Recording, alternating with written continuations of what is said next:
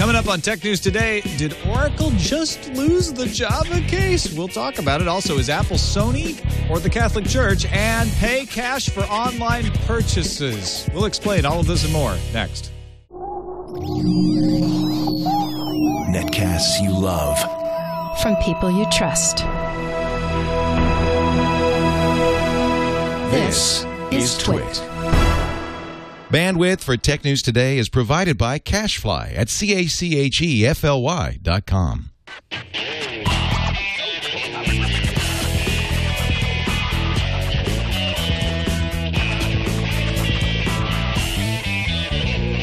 This is Tech News Today for Thursday, April 26th, 2012. Tech News Today is brought to you by GoToMeeting. Meet face-to-face from anywhere in the world with GoToMeeting with HD Faces. For your free 30-day trial, visit GoToMeeting.com, promo code TNT. And by Ford, featuring voice-activated Sync App Link. Now you can control select smartphone apps with your voice, helping keep your hands on the wheel and your eyes on the road. Learn more about the technologies Ford is bringing to its vehicles at Ford.com/technology. Welcome to Tech News Today. I'm Tom Merritt. I'm Sarah Lane. I'm Iyaz Akhtar. I'm Chad Johnson. What are you talking for? Nobody told you to talk. I'm so sorry. I'm kidding. Chad Johnson filling in for Jason Howell today. Thank you, Chad. Of course. And you hear cackling in the background. Our guest for today's show, Justin Robert Young of iTricks.com. How's it going, Justin? There's something about slapping Chad right in the face that I will never find not hilarious. It is always funny, no matter how many times it happens. Well, he's going to be in for a while there, so. Yeah, we have to be nice to him, actually. But, Justin, congratulations on your new job. You're going to be moving out to the Bay Area. That's fantastic. Woohoo! I am, yeah. I'll be moving out to California. I'm going to be working with The Go Game. It's a fantastic company. Check it out at thegogame.com or follow them on Twitter. But, yeah, I'm super excited. I'm very excited to be moving out to the internet and make all of my Twitter followers or Twitter following people my actual friends. Yeah, and then you'll hate us. Once you well, what happens is we'll all start hanging out in real life, but you'll still be looking at your phone. Right, you're like, that's actually what it'll what you're doing actually on work Path. really well. You're right there. Uh-huh. Okay. Let's start off with our top story. Forrester researchers George Colony wrote up a blog post about Apple saying that Steve Jobs was the visionary and Apple may coast on their success for 18 to 24 months, but then they're going to end up being the next Sony. He cites sociologist Max Weber's The Theory of Social and Economic Organization. That breaks down three types of organizations. He says there's legal and bureaucratic organizations. That's like IBM or the U.S. government. There are traditional organizations like the Catholic Church, for instance. And there are charismatic organizations, which are run by special magical individuals. His argument is Apple was Steve Jobs was that charismatic. person. Yeah, exactly. Steve Jobs was magic. And without Magically him, delicious. and without him, they are going to be lost because they don't have that charismatic individual to follow anymore. He thinks they're going to end up with like Sony. Now, Larry Dignan wrote a kind of a point-by-point. He's like, I don't know if it's charismatic or traditional or what, but here's why I don't think they're going to end up like Sony. Sony was a siloed conglomerate. You know, the music didn't talk to the pictures, didn't talk to the consumer electronics, didn't talk to the phones. Apple isn't like that. Apple's products and services are all integrated. Sony's were not. Supply chain is magic, and Tim Cook is the guy who set up the supply chain. Apple just rules. They can pretty much grab whatever supplies they want at any time. They get their way. He says they have an institutionalized culture that Sony doesn't have, and he says Apple is encroaching on the enterprise market without even meaning to, that they have a secondary place to run. If consumer starts to collapse, they could run to the enterprise. I'm not sure about that fifth point so much, but those other four seem pretty solid. Sarah, what do you think? Is Apple – I mean, this is the same thing everybody was talking about when Steve Jobs first stepped down. Yeah. But given the Weberian analysis here of Colony. I think that these sorts of articles are inevitable because Apple is at the top of the company's game. I mean, Apple is riding so high right now that you can argue, well, they can't possibly maintain that forever. I mean, in 10 years, if that would be unprecedented. So it's like, okay, well, what are the reasons then that the company might slip a little bit, might fall back, might lose to competitors. And the only thing that you can really point to right now, because the numbers are certainly strong, is that Steve Jobs isn't there anymore. And Steve Jobs was this larger-than-life figure who is no longer running the company and still kind of looms over the thread of anytime anyone talks about Apple on the way that it's put together. There's a gaping hole where the vision of Steve Jobs used to be. But I agree with Larry Dignan. It's like to compare Apple to Sony is really a stretch because Sony is known for its. Ooh, sorry, I have something in my eye while I explain It's probably this. a proprietary Your Sony iPad. product. It's probably proprietary iGoop. Sony is known for being a mess. I mean, they have to rework their entire strategy because they have too many departments with too many heads who are making decisions and not talking to each other, and it has not served them well over the last decade or so. Apple is there's still one guy at the top.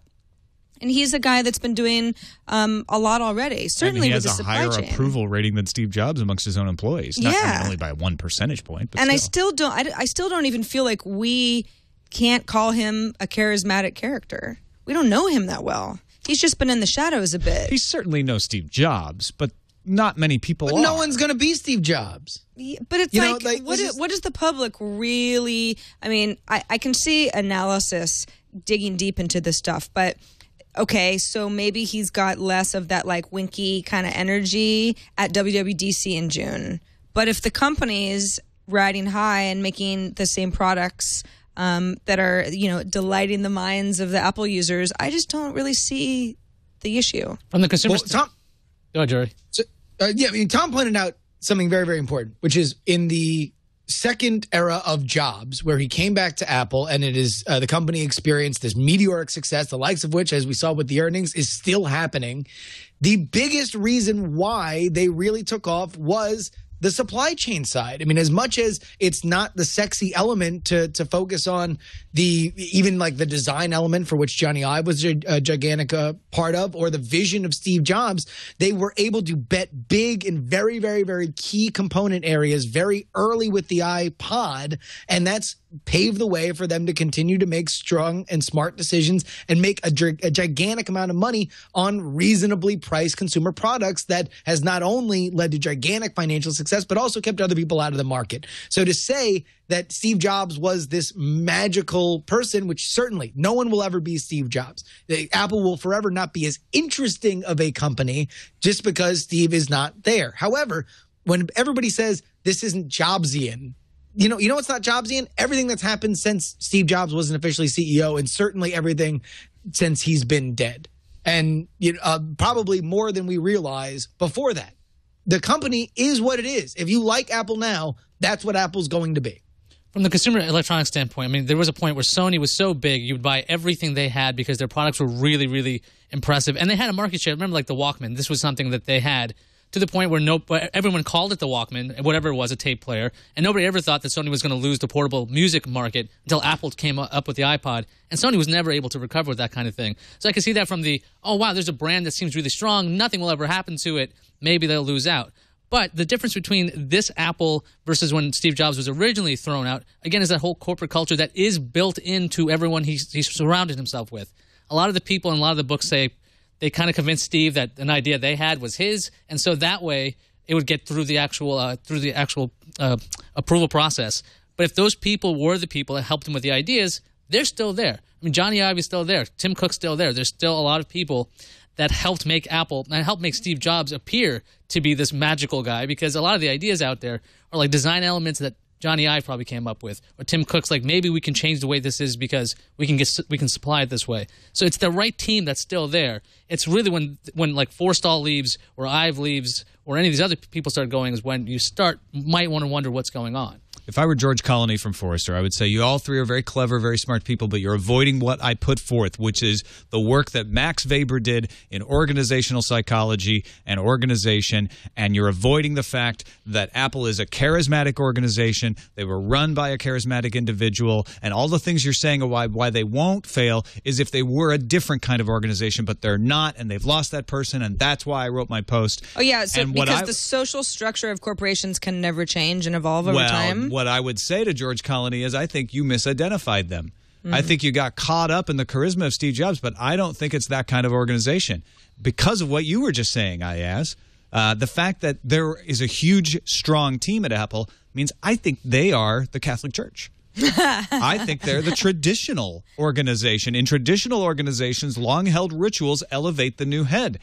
We saw that when Tim Cook was brought in as CEO and when they had the big memorial on the campus of Apple. That was a traditional organization at work saying, you know, we're transitioning to a new power play. Now, granted, it's early in the organization, so they don't have a lot of traditions in handing over power at this point. But I see a whole lot more parallels there than I do in sort of a Jim Jones charismatic organization. Well, like most traditional organizations, Coldplay played a few songs, which is normally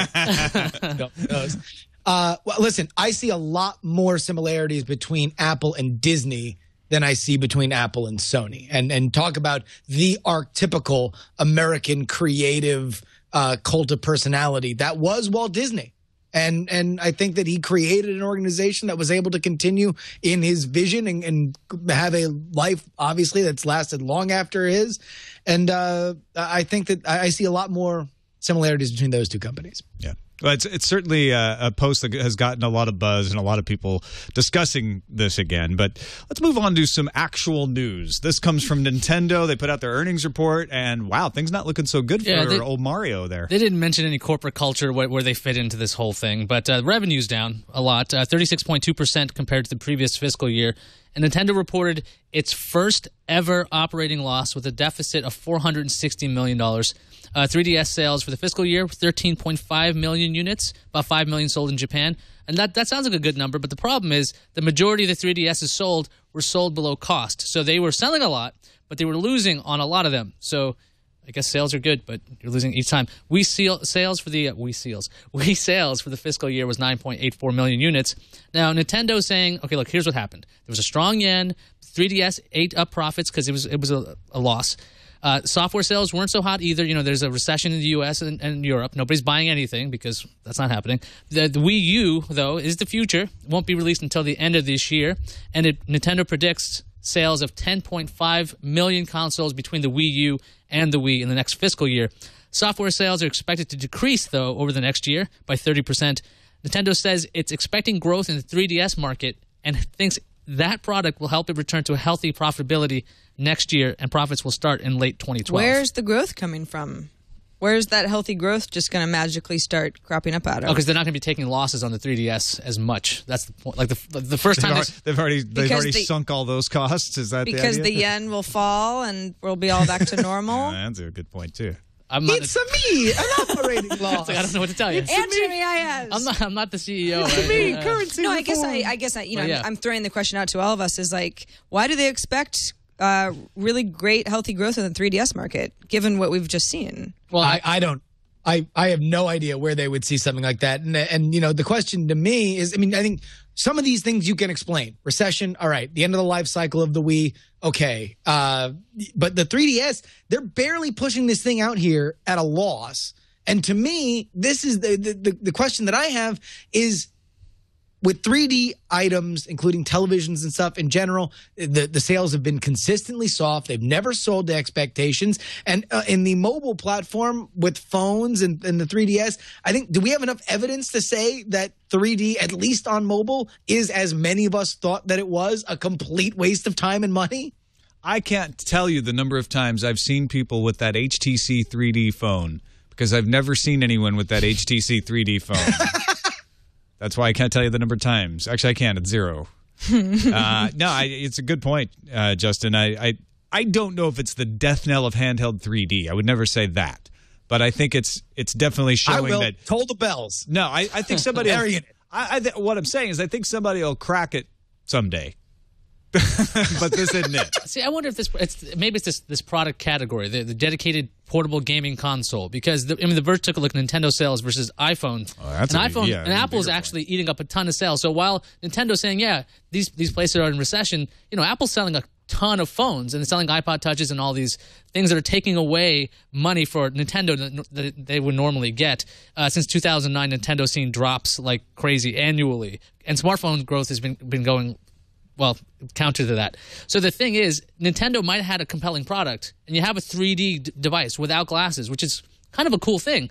But this is a market where they're just losing out to every other smartphone. Like, they're not just up against Sony. They're up against every Android manufacturer. They're up against every iPhone. They're against every, like, multifunction device. All right, let's take before we take a quick break, let's quickly talk about Spotify getting into Pandora's lunch and nibbling at it. Yeah, Bloomberg is reporting that Spotify wants to develop a U.S. internet radio service that would directly challenge Pandora. So says two people with knowledge of the situation speaking to Bloomberg. Spotify isn't commenting, but the reason that they might be interested in something like this is, for anybody who's not familiar with Spotify, or just a refresher, Spotify has content deals with Sony, Universal, EMI, Warner Music. And then record companies and publishers receive a cut of ad sales and subscriber fees. So if Tom or me or Iyaz are subscribing to Spotify, the artists are getting a cut of whatever we're listening to. But there are artists that are holdouts. The Beatles, for example, the Black Keys is another band, Adele, big names here, withhold releases because they don't like the way that Spotify feels like it's undercutting the kind of royalties that they would get from a digital download, let's say. Now, the way that Pandora works, and again, this is U.S. only, and the reason that Spotify would have to run this in the U.S. is because Pandora has a very interesting model. Users can't choose specific songs. You can choose a certain artist radio, or you can choose a certain genre if you want to listen to cool jazz or something like that. But you can't choose specific songs, because Pandora has access to any artist whose music has been published, because the service operates under U.S. federal rules.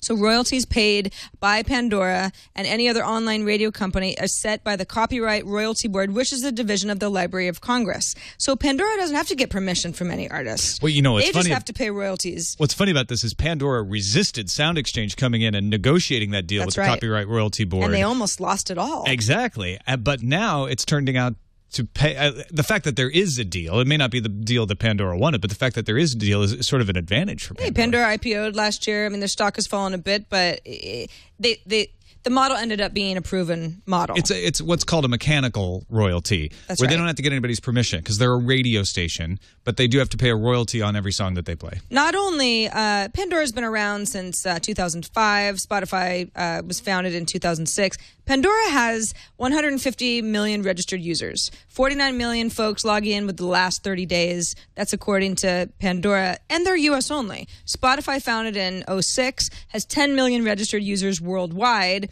3 million paying subscribers. And the whole deal with Spotify is, hey, we'll give you a lot of access for free. What we want to do is transfer you into a paying subscriber. They've seen about 1/3 of their overall user base doing that. So the idea is, get Spotify out in front of as many people, more people as possible. And we've seen that with Facebook integration and so on, in order to get more paying subscribers. But if they could pull something off like Pandora and still keep their current model, which a lot of people like, where you can create playlists, you can listen to specific songs by specific artists, it would be a 2-for-1 punch. Yeah. That would be almost the perfect company. Right now, Spotify and some other streaming services both have internet radio station capabilities where you could say, oh, I like, Beck, so I'm going to listen to the Beck station.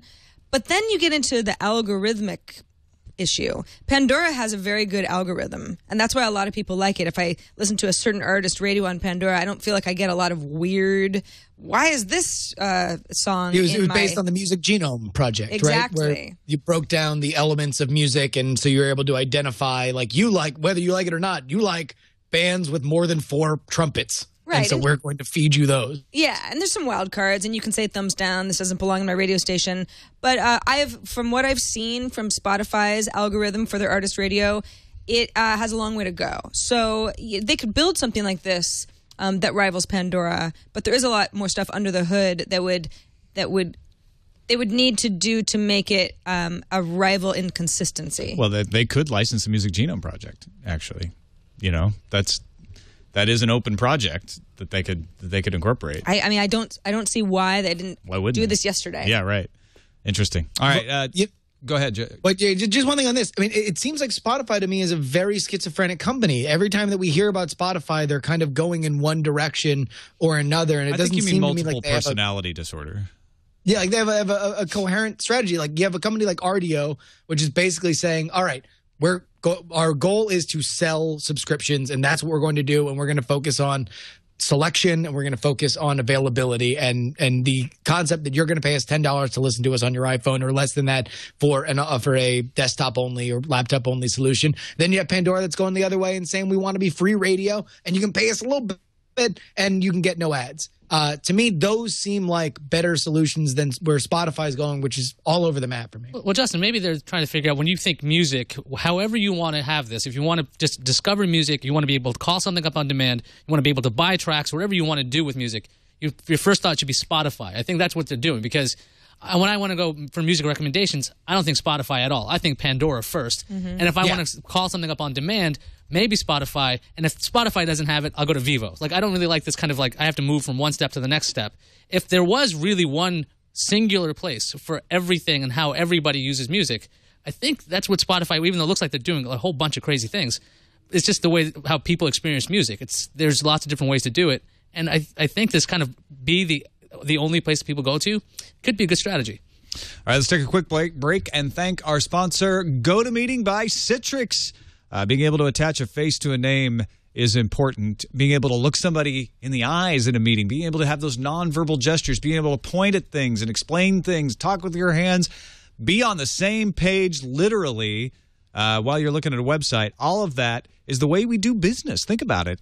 But you can't do that if you're on the phone. That's why we recommend GoToMeeting with HD Faces. It lets you meet face-to-face from anywhere in the world, even on the go. You're in an airport with just your iPad? No problem. You can use GoToMeeting with HD Faces. Here's how it works. With GoToMeeting by Citrix, you take your webcam, you click, you collaborate in a group with HD video. You can see your attendants eye to eye, collaborate on documents in real time, make changes. Everybody sees it. Everybody's moving back and forth, being productive. You'll feel instantly connected even if you're thousands of miles apart. Plus, GoToMeeting is easy to set up and really simple to use. So if you're like, I don't know if this is right for some of the clients I have, it's so easy. It can't be not right for them. You just click and you go. So check it out. We use it for our meetings here. I can't tell you how great it is. The HD video is so clear. The iPad app is very convenient. You go try it for yourself. You don't have to take our word for it. Start hosting your own face-to-face online meetings today with GoToMeeting. You can try it free for 30 days because you're part of our audience. Visit GoToMeeting.com. That's GoToMeeting.com. Click the Try It Free button and use that promo code TNT. That's GoToMeeting.com. And we thank them for their support of Tech News Today. Back to the news and the World Series of Intellectual Property Trials. Wow. There was a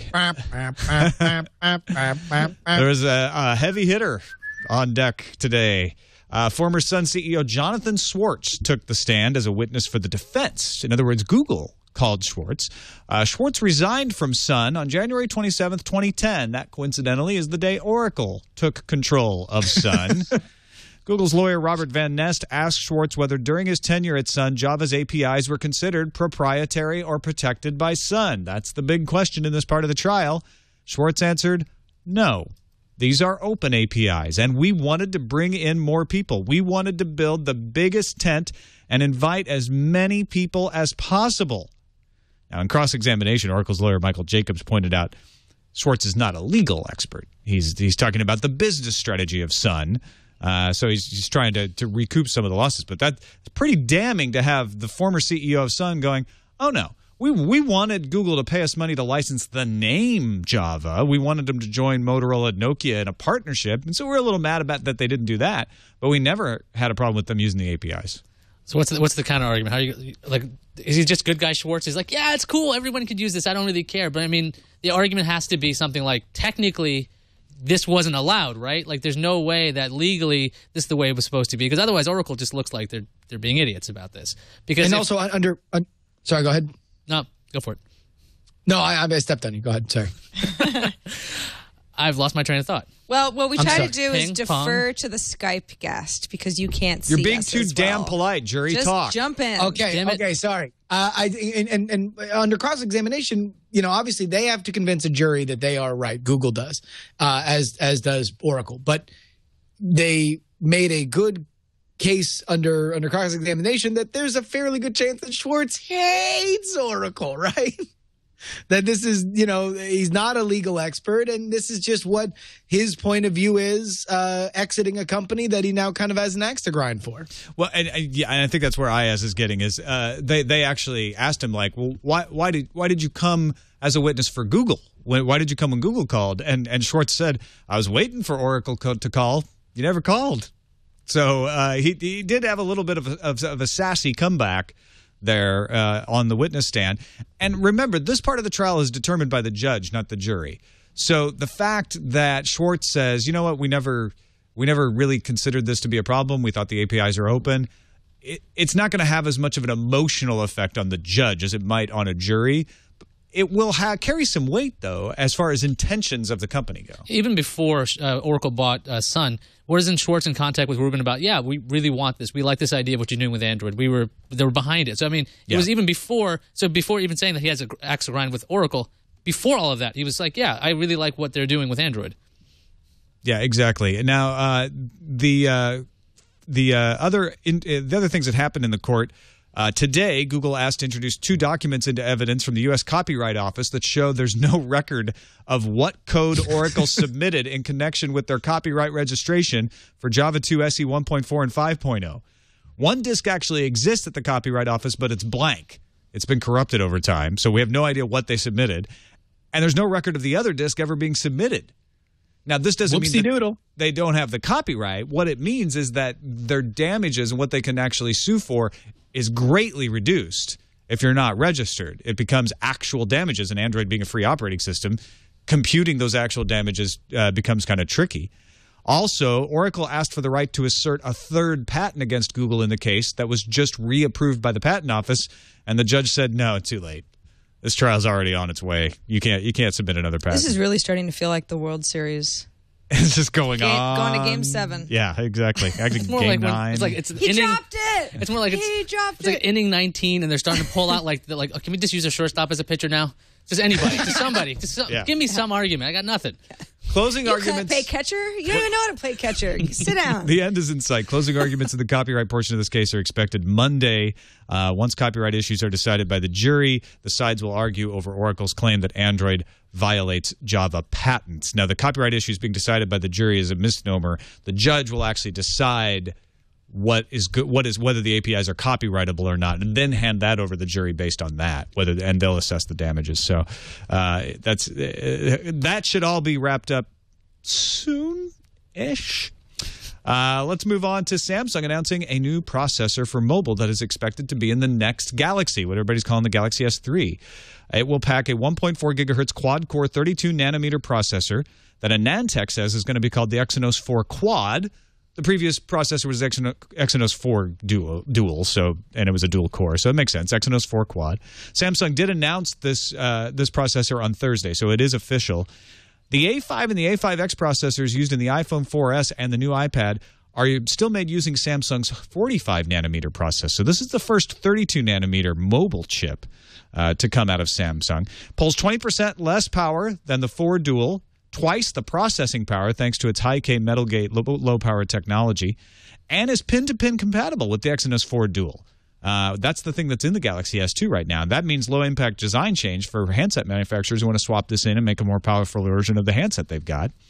Now, SlashGear reports, and we've talked about this before, the U.S. version of the Galaxy S3 probably is going to have a Qualcomm Snapdragon S4 processor because of the LTE networks here and the way they work with the LTE chips. That's true of the Galaxy S2. We actually don't have the Exynos in our Galaxy S2 here, but the European and the Korean versions of the next Galaxy phone will have the Exynos chip, the new Exynos 4 Quad chip. Is this just Samsung trying to keep building up press for this thing? I mean, yes. The Unpacked app launched the other day, and they end up calling it the Samsung Galaxy S3, and so the stories were there. It's called the S3. They're going to call it the S3. It doesn't matter what it's really called. The next phone is coming out on May 3rd, or they're going to announce it then. Now they're like, oh, we have a processor. Here's a video. It's 1 minute and 19 seconds long, and we have stuff flying by, and it works in 3D. That's great, but how much longer can they sustain this kind of, wow, what else is going to have? It's going to have a USB port. Wow. Well, 20% less, pulling 20% less power. and having twice the processing power is, I think that's pretty cool spec. I mean, if we're talking like real world, how will this help me if I get this phone? That's something that I would be interested in. They definitely, when you add it to LTE, you're like, well, it's a large phone, it's got a large battery, and if the processor's sucking down less power, it's going to have a good thing. Much better battery life. Yeah. But if they say something like, it will have rounded corners, then I'm going to be like, you need to stop sending out press releases about this phone. You're embarrassing yourself. Finally, Walmart.com launching today. Pay with cash. That's right. Now listen carefully to what I just said. Walmart.com launching pay with cash. No, it's not a USB device that you feed your money into and it incinerates it. It's actually a feature that allows you to place your order online from your laptop, then drive down to the Walmart store and give them cash. As long as you do it within 48 hours, your online purchase will go through and the items will then ship. My first question was, hold everything. They're already at Walmart to give them cash. Why not pick up your item while you're there? But apparently there are a lot more items that are available at Walmart.com than would ever be available in the store. You wouldn't do this for items that you could pick up easily at the store. You're doing it for something that either you want shipped. Either is not at the store or it's a gift and you don't want to go through the trouble of taking it and packing it and taking it to the post office. Or it's huge. And maybe you just it's want television it to come or to your something. door. Right. That sort of thing. That's a good option. If you can't use credit, then I guess this is your next best option, right? Right, but if you're thinking about coming in to pay for something else, you might end up buying a whole bunch of other stuff because, it's really convenient. You go, oh, look at this. I didn't need one of these impulse buy items, but I really needed these gummy bears. I really needed this iPad. Pretzel M&Ms. I mean, they're mini Apple stores inside of a lot of Walmarts. I mean, you could end up going to pay for one thing and end up buying another because who knows what kind of rigmarole you have to go through just to get to that counter to pay. Is it like going to be at every cashier? Or is it like in the customer service division, which is like who knows where? It's probably that. It's probably like, you got to get past all the good stuff before you have to see it. Well, I'll tell you, Walmart's very, very good at consumer behavior. They understand their special kind of customers, better than many retailers do. So it's very interesting to see how this goes from here and whether or not it's a success. But I think it would be a great. I really am kind of angry like Sopranos isn't on because this would be a great B plot for a bunch of hoodlums who have no credit history to be like buying things on Walmart.com so they can ship it to their family for Christmas. Oh man, you people in the chat room with your like, who would ever do this? I thought the whole point was never get up from my computer. Your hipster beards and your blazers and your microphones and your Square apps and your Square card case apps that you use every day to buy coffee. What you have to remember is that Joel Anderson, CEO of Walmart.com, said that only 15% of transactions done in Walmart are done with credit cards. That's knowing your customers. Exactly. So they're saying, look, our customers pay with cash for whatever reason. So we want to give them a way to use our online store and pay with cash. I think it's kind of brilliant. And Trisha Durye at All Things D pointed out there's a service called Pay Near Me that allows people to make purchases at several different online retailers and then go to 7-Eleven to give the cash and pay. So it's not like Walmart is the first to even do this. I looked at this story today and I was like, that's ridiculous. And the more I read it, the more I'm like, no, actually, I think this is pretty smart. You want to know, Walmart might have a really good beat on getting people to spend money at Walmart. I'm starting to think this is a successful company. It's a real underdog on the rise. Yeah. Low prices every day. How do they do it? Let's move on to the news fuse.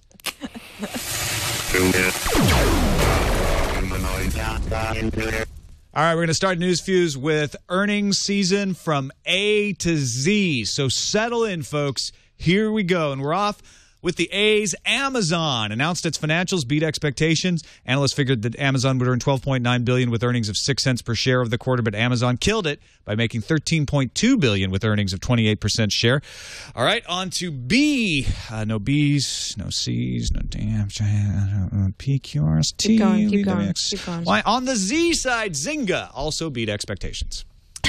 According to Kaspersky Labs CEO Eugene Kaspersky, Apple is 10 years behind Microsoft when it comes to security. He suggested that OS X's lack of attacks is the reason Apple isn't as secure.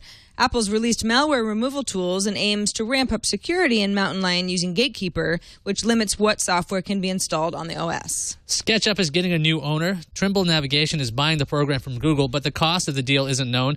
Both Google and Trimble will develop SketchUp's 3D warehouse, which allows users to collaborate on 3D models.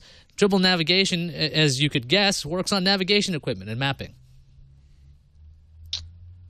Authorities from the U.S. and U.K. seized 36 domain names associated with trafficking stolen credit card data. These sites use automated vending carts, which is software that allowed for quick sales of volumes of banking data. 2 British men were arrested for purchasing stolen data, and an operator of one of those automated vending carts has also been arrested. Mark your calendars because in May, you're going to be able to get Netgear's 802.11 AC wireless router that can reach speeds of 1.3 gigabits per second wirelessly. 802.11 AC isn't standardized yet, and the Wi-Fi Alliance won't certify products until the first half of 2013. However, chipmaker Broadcom thinks that software update could be applied to the current generation of AC products to bring them in line with the standard. According to the New York Times, Microsoft put out feelers to Facebook to see if Facebook wanted to buy Bing. Now the negotiations were far from official. Steve Ballmer wasn't even aware of the negotiations. It was Mark Zuckerberg who said the company wasn't interested. Sorry, I'm looking at this, trying to check out this CISPA passage. We'll get to it in the calendar here. I'm trying to make sure whether it's real or not. Apple's making a dent in the enterprise sector. According to a report by Good Technology, a security firm, the iPad accounted for 97.3% of enterprise tablet activations in the first quarter. Android tablets made up 2.7% of activations. Good Technology's Senior VP of Corporate Strategy, John Harema, expects Windows 8 to shake up things in the enterprise tablet market when it launches later this fall. Facebook is testing a new feature to make it easier to flag inappropriate content. Hallelujah! Currently, each post on Facebook includes a drop-down menu on the top right. A new option for report a story or spam will be available in that menu. Users who use the option will also have the ability to see what happened to their complaint using Support Dashboard, which will live in your account settings. And I, for one, could not be happier. When I flag something, it's like, I get the little dialogue box of like, thank you, we'll look into it. And then I never know what happens. Don't ask me. You just want to watch the trouble.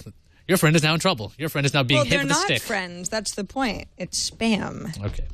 Google Project Glass researcher Sebastian Thrun guested on Charlie Rose wearing a pair of Google's glasses. Now, during the interview, Thrun took a picture of Rose using the prototype glasses, then posted it to Google Plus using a head gesture. This prototype seems to have a lot more functionality than Sergey Brin's model, which just rebooted over and over again. All right, let's move on into the randomizer. Randomizer. This is probably one of my favorite randomizer stories we've had in quite a long while. It is a printer, or a camera, rather, that prints out a description of what it has taken a picture of.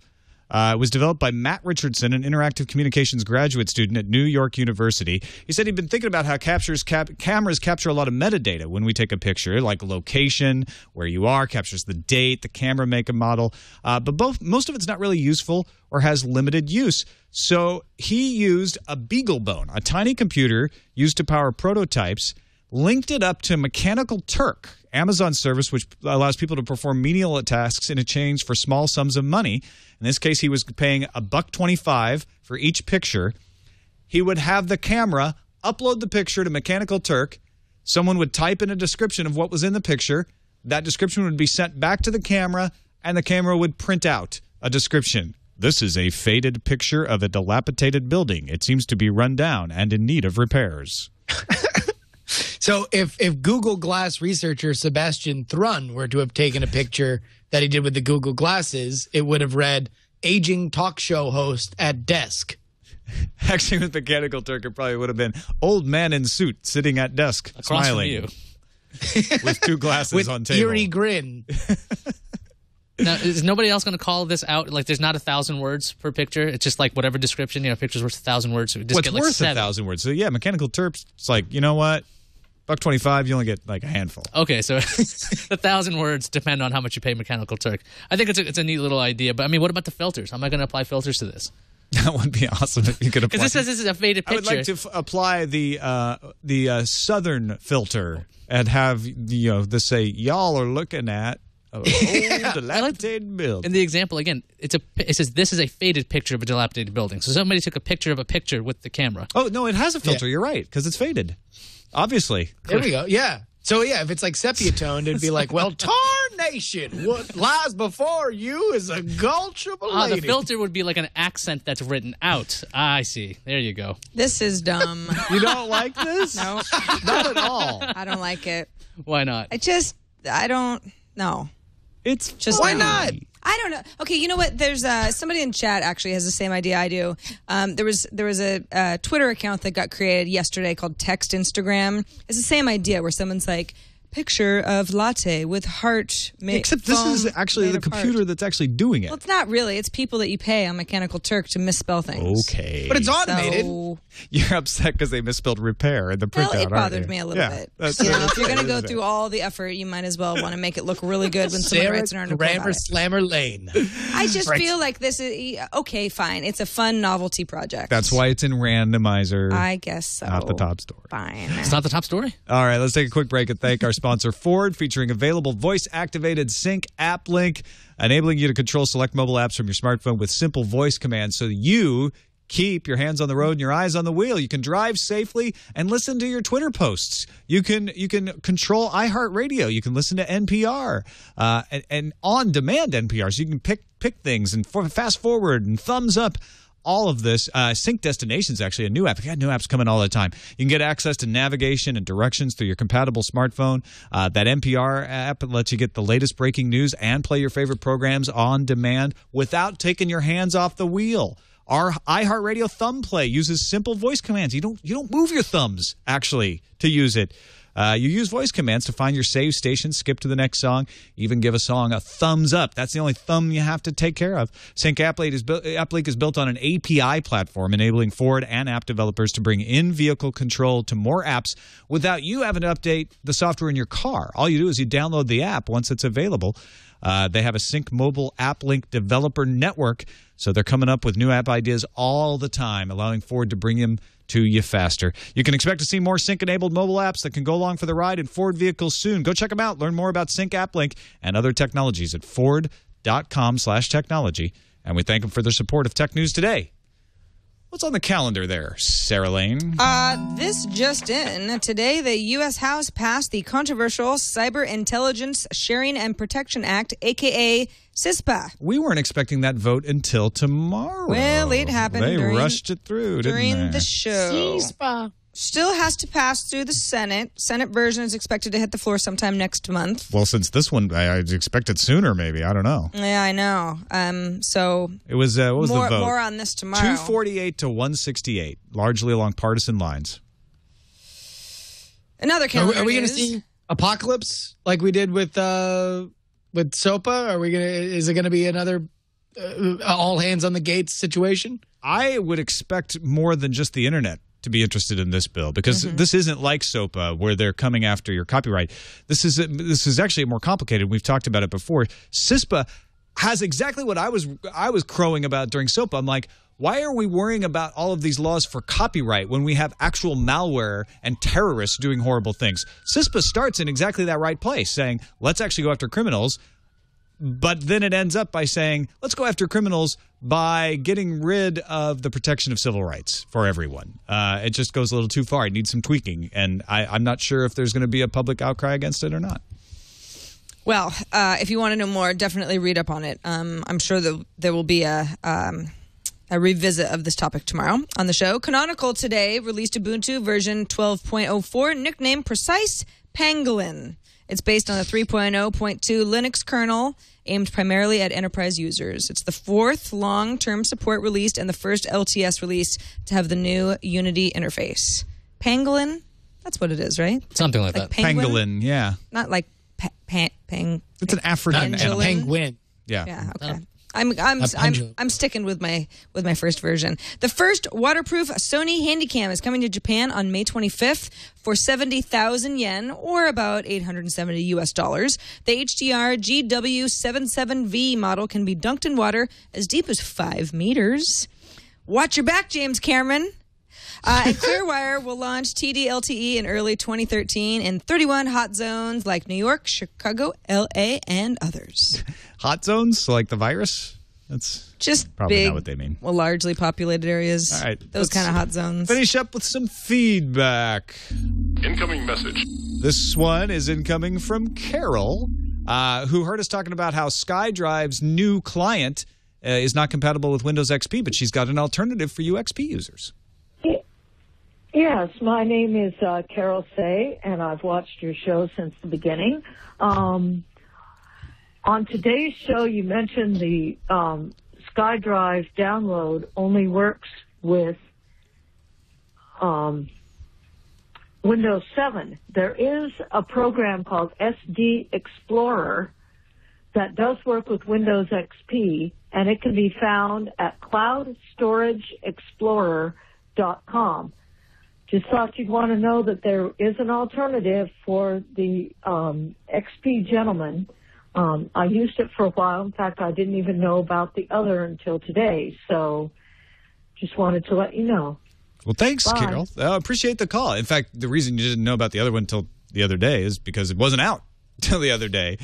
So this was a solution, I guess, for everybody until Microsoft came out with their official version. But this is another reason why people aren't going to move off of XP is because they can do workarounds like this. So check it out, cloudstorageexplorer.com. Really appreciate the call, Carol. Moving on to Don, who emailed us and said there was a call about local storage versus cloud storage. Conversation went in the direction of privacy. I think the caller was really talking about the fact that phone data plans are sensitive to data usage. Cloud storage and music streaming can consume your whole plan. With local storage, you wouldn't need to use any data to access that. This would free your data plan to serve dynamic, real-time data. As carriers move to enforce these data caps, we need to find ways to manage the data usage. Cloud and streaming go in the opposite direction. Thanks, Don. Yeah, no, Don, that's a good point. We did kind of gloss over the data usage part of that. I think that's because most of my data usage is on Wi-Fi. If I'm using a cloud storage situation, I don't really find myself out and about using 3G or LTE and accessing like Dropbox or something. Yeah, it's rare on my phone. Yeah. There's definitely cloud services I am using over data plan, music, for example. Next email from Shank. Hey, TNT crew, a question which popped up after the announcement of the Google Drive was whether one's Google Docs would count against the storage cap. What about Google Music? I'm possibly one of the few people who finds the service really helpful. And guess what? It doesn't count against the 5 gigabyte storage limit I have with Google Drive. So now I can upload any music or podcasts I have to Google Music without sacrificing any space on Google Drive. Also, Google Music has no storage caps, at least none that I know of. Just an observation, which I thought I'd share with you and the rest of the TNT viewership. That's great if you're like, oh gosh, I have so much storage and I know that I'm going to bump up otherwise. Although I don't know how well it feels integrated this way. That's true.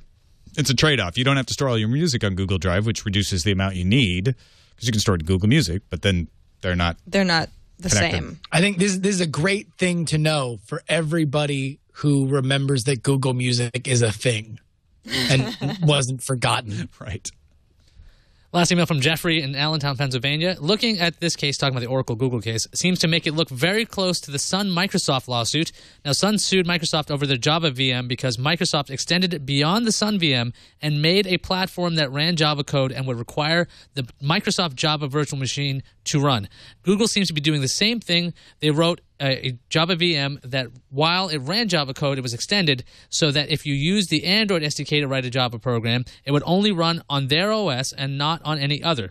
Google seems to have the attitude that they will put out a product, then deal with the legal issues later. Oddly, Apply's Java virtual machine was left alone until they stopped updating it and handed the support to Oracle. Yeah, they are different cases because Microsoft's Java virtual machine, ran on a desktop, which was actually more protected. But Microsoft made a requirement that violated the license of the free version of the Java virtual machine. So it is a different issue, but there are definitely parallels. I thought of that too. So thanks for sending that in, Jeffrey. And that's it for this show. Thanks everybody for watching or listening and submitting on our subreddit, technewstoday.reddit.com, the place to go to let us know what stuff you want to see on the show. Don't play the music yet. Stop that. Okay. You don't play me off. I got this Oscar once, and I'm going to thank my agent And no, subreddit, technewstoday.reddit.com. This is the place to vote on what goes up or down, or what kinds of stuff you'd like us to talk about on the show. Justin Robert Young, thank you for joining us, and let folks know where they can find your stuff online. Okay, well, probably the best place is Justin R. Young on Twitter, but two really quick things. iTricks.com is a magic news and rumor site that I've run for the past several years, along with WeirdThings.com. But with me going out to the Bay Area and taking a job at the Go Game, I'm still going to be writing the site, but we're kind of taking a fresh look at it. And for the first time ever, we are really looking for blogging talent, people who like writing stuff on the internet and might have an interest in magic. Please email me, justinrobertyoung@gmail.com. Also, I do a new podcast with Andrew Main called Andrew Main Stories. He's a big top-selling ebook author and a very, very good friend of mine, publisher of iTricks and Weird Things. I read audiobook style a new original short story from him every single week. Head on over to whatever your podcasting platform is of choice and subscribe to it on iTunes, or go to andrewmainbooks.com and check it out there. Looking forward to having you out here in the Bay Area. Thank you, Justin Robert Young. And thank you, folks in the audience, for watching or listening. You can start playing the music now. I'm sorry.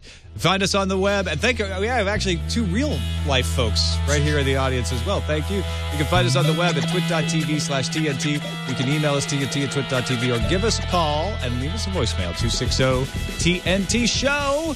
We will see you tomorrow with Darren Kitchen. Till then, adieu.